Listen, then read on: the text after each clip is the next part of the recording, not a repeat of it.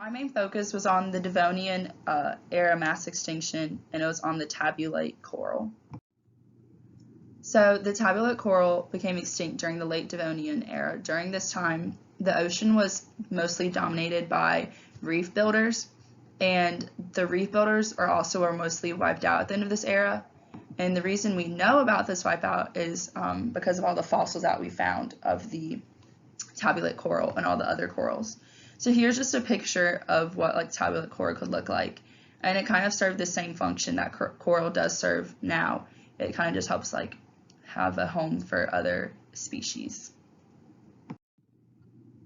So this is kind of just a comparison of what reefs look like then versus now.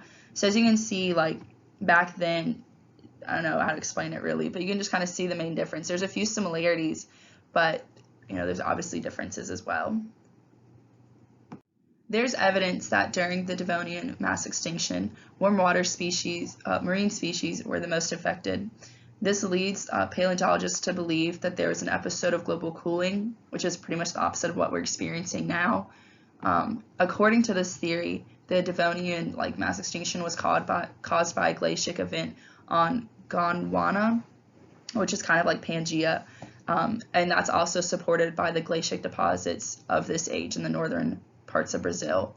They also believe that this is caused by the cooling and the lowering of the sea level as well. So as you can see, I just inserted a picture of kind of what the landmass looked like, so you can kind of get an idea what that was, and also just kind of what cooling looks like.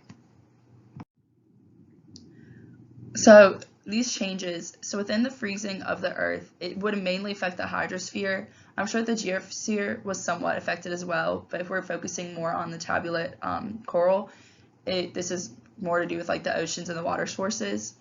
So that again would just be the hydrosphere. And the pictures I have included are of, again, another glacier kind of thing, and then just kind of so you can see now at least where all the water is and everything.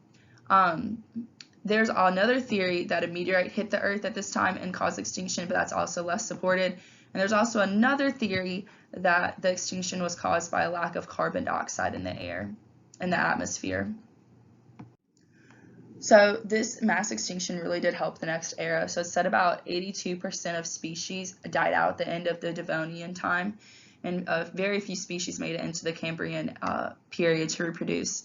But this really allowed for the Cambrian period to flourish with new species. The incredible diversity of life emergence included many major animal groups that are alive today. One very important species was the introduction of vertebrae, and that's animals with backbones, which are kind of like us. We have backbones and everything.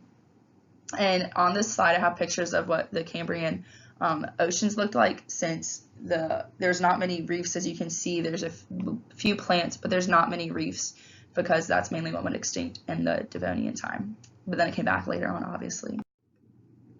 So the lesson to be learned from this, while there are many theories as to how the Devonian mass extinction happened, some people believe that it happened all at once, or that it was split up into two different sections. But honestly, the main takeaway from this is how important the climate is to the environment and how it's going to really affect the environment. So the difference between now and then is that the global change was natural. It wasn't anything man-made or caused by mankind. It was all natural. But in today's age, the global change is mostly caused by people. And we really need to take notes from the past because extinctions can still happen today. And that's just something we really need to worry about. And so I included a few pictures. Obviously, I have on the left here, that's a picture of global cooling, which at this rate probably won't happen.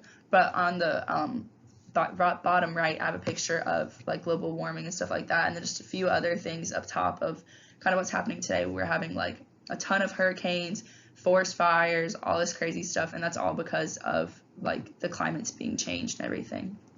So yeah.